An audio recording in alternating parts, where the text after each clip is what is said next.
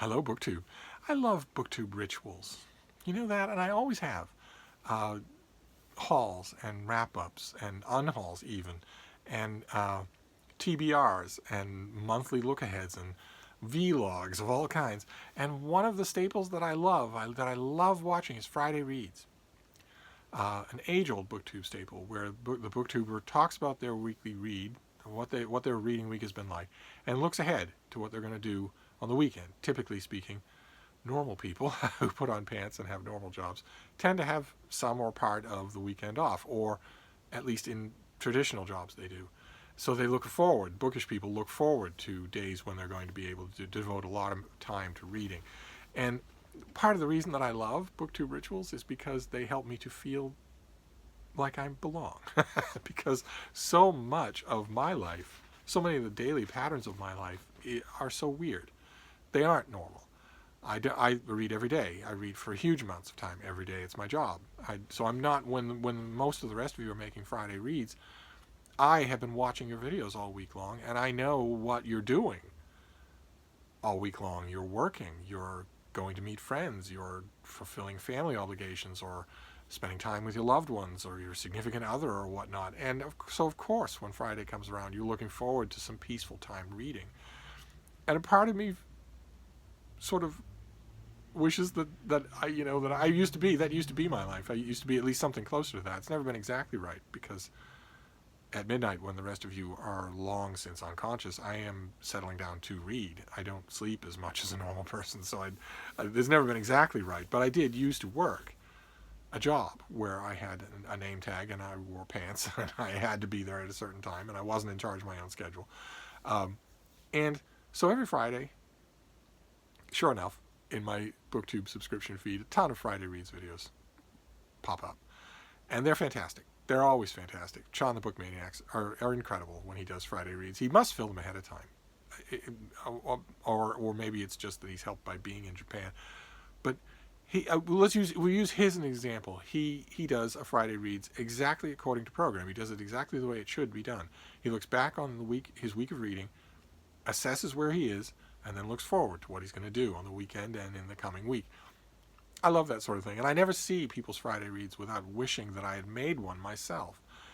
I never do it. I almost never do it. I want to change that. I want to embrace these rituals more. I like them. I'm too late to do a Friday Read, so I'm going to do a Saturday Reads, and then next week I'll try harder.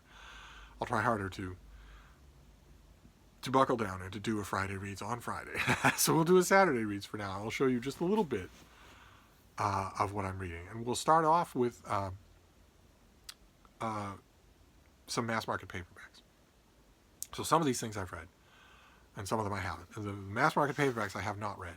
Sometimes I get mass market paperbacks in the mail from publishers, and I admit I tend to give them short shrift, and I shouldn't do that. It's just a simple fact of the market that review-wise, most people are going to be interested in reviews of new releases in hardcover.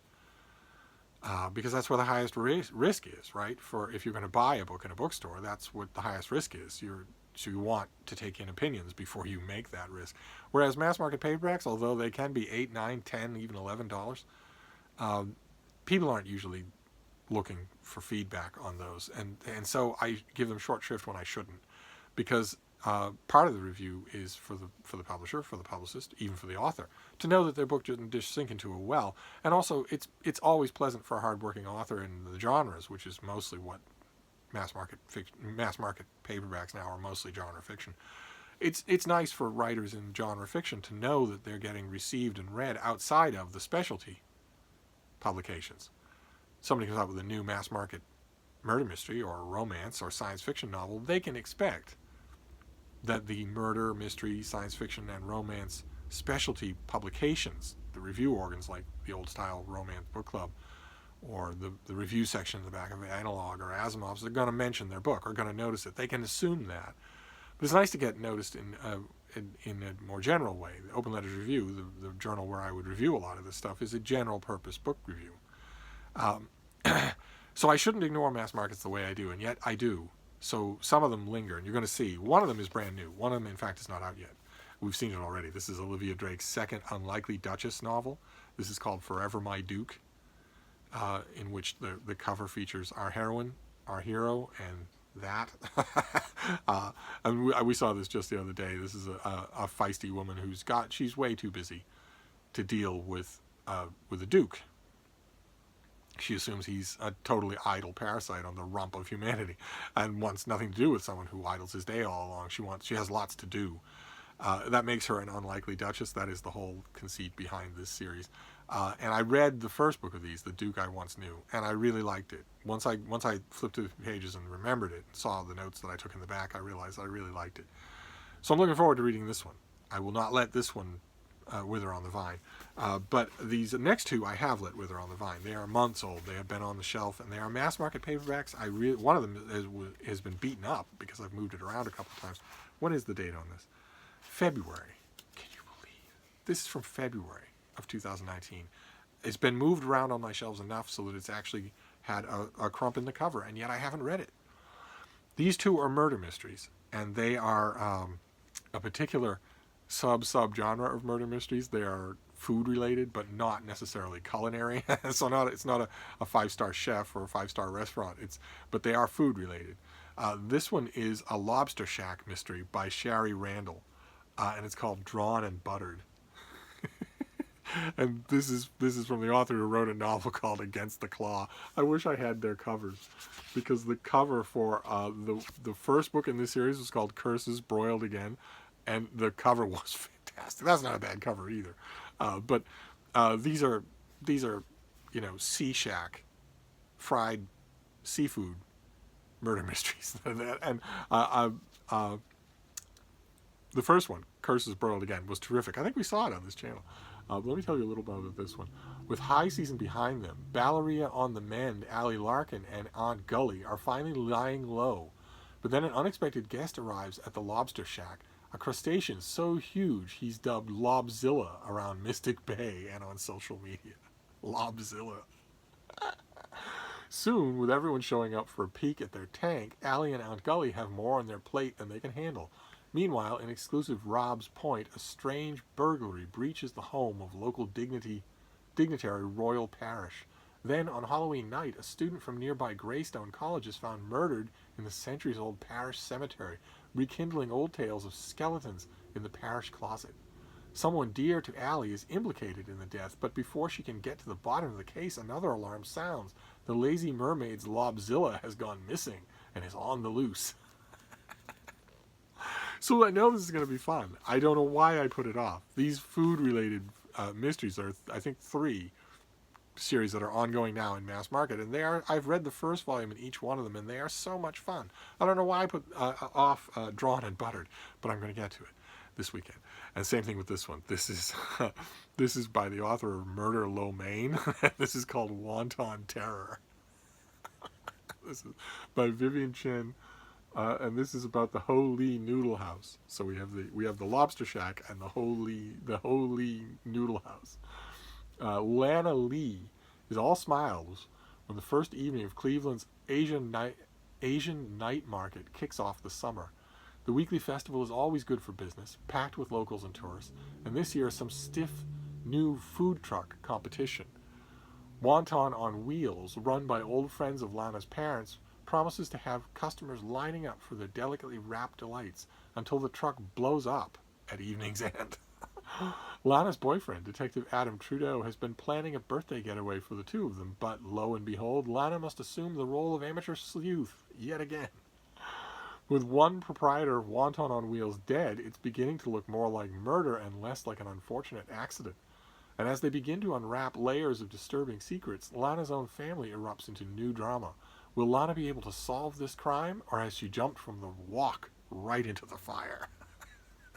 So you see, we have people dying. A college student dies, a Wanton truck purveyor is blown up when the truck blows up. People die in these cozy murder mysteries, but you can tell that despite that, the evidence is clearly on the fun. So all three of these mass markets are going to have an emphasis on fun. And I don't know why I've let that wait, because I need all the fun in my life that I can get. Then I'm going to show you 2 that I have already read, and the reason why I'm rereading them this weekend is because I let the publishing industry dictate a lot of the rereads that I do. If I get a new paperback release, the paperback edition of something that I had in hardcover the year before, I will reread it, almost always. I love rereading, but like everything else in my reading life, my love of rereading has largely conformed to this pattern that has been increasingly solidifying for the last 10, 15 years, where it's all new releases. It used to be that I satisfied my rereading habit the same way I satisfied my reading habit, by going to used bookstores, one in particular, and just harvesting them on a regular basis, like a lot of people do. Because like everybody else, I think that new books in retail bookstores are murderously expensive. You couldn't do it. I wouldn't do it anyway, even if I could. Even if I had an extra $15,000 a month, I wouldn't do it. It's just... Once upon a time, that was how I satisfied of those itches. And over time, as the number of books showing up first at the post office box and then on my own front doorstep went from 2 to 3 to 5 to 6 to 10 a day, as that happened, I started conforming my reading tastes, habits to that reality. So the books that I read now are almost entirely new releases. And the rereading taste that I still have to itch, this is an itch I still have to scratch, that rereading itch I now scratch with new releases. Because the publishing industry is constantly coming out with reprints and with new editions of older books. So that's what I'm going to show you now. And I think we might have seen both of them on this channel. The first one is the paperback edition of the Selected Poems of Tom Gunn. These are tremendous. Some of them are, of course, it's a gigantic poetry collection. It spans a whole lifetime of work, so there's going to be uneven bits. I read this from cover to cover when I got the advanced copy, then I read it from cover to cover when I got the finished copy, remembering when I saw a lot of these poems for the first time, including the poem that I think will probably be mentioned in his obituary, The Man with Night Sweats. But there are lots of others too. These are AIDS poems, these are gay poems, these are battlefield poems. They are amazing. He is absolutely amazing. And I've read this twice, but I'm gladly going to read it again. I'll savor it again. I'll set aside 3 hours for a book this thin, just to savor these things. So that's going to be a reread. And the other thing, this next thing is a reread as well, but this is from a while ago. I don't know what this is. Let's see if we can find out. I don't think I ever got this when it first came out. Yeah, this originally came out in 2009, and I don't know if this is this. Well, let's find out. Let's find out together. This is by Peter Singer, the author of Animal Liberation. And this actually does have a publisher, so we can find out together. This is The Life You Can Save. This is his book about poverty. And this is the 10th anniversary edition.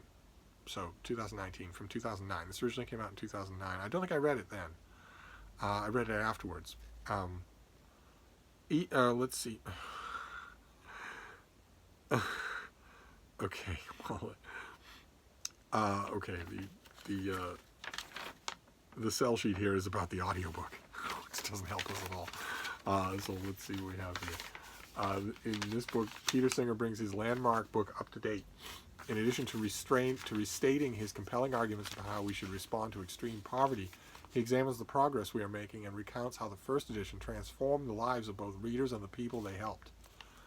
So this is a chance for him to go back at the old book and revive it. So that even if I hadn't read that first one, I would still, even if I had read it as soon as it came out, even if I hadn't ever got to it, this is still a fairly new book.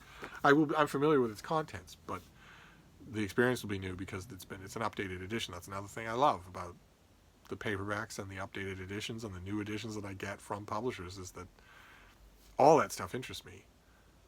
And all I'm thinking about is that if you set aside the day to go use book hunting and it's pouring rain and you don't feel like it, well, I mean, and you've got these things showing up at your doorstep, how many of you wouldn't feel the same way? How many of you wouldn't shift a lot of your reading priorities just the way I did? Anyway, I want to finish up with an author I love, and I was overwhelmingly happy to see Soho Crime. Some editor, one particular editor at Soho Crime, decided to bring this author back to life, just completely back to life, in a gorgeous set. I wonder if I have a picture of the set. I probably don't. Oh, that stinks. All right, well, anyway, this is a finished copy that I got years ago. This was the first book that they came out. It's going to be many books in this series. This came out in 2016. And this editor is trying to revive Margaret Millar, who was a 20th century mystery writer of an unbelievable amount of talent. Just next level great. A fantastic writer. Very, very close in talent to some of the very best people that you think of. Craig Thompson, James M. Cain. She's better than they are, but she's along the lines of that kind of crime writing where she might have regular recurring detectives, but the point is really the psychology of every character involved. And this editor at Soho decided to do all of Margaret Millar, not just her recurring murder mystery novels, but also her general novels, her general interest fiction, and even a volume of nonfiction. I wish I had a picture of the set that I could show you, but I don't. But anyway, the volumes are, I think I have that. Yeah, the collected Margaret Miller, one volume is going to be the first detectives, and these are the Inspector Sands mysteries and the Paul Pyre mysteries. Those are two recurring characters of hers. Then the next volume is going to be called The Dawn of Domestic Suspense.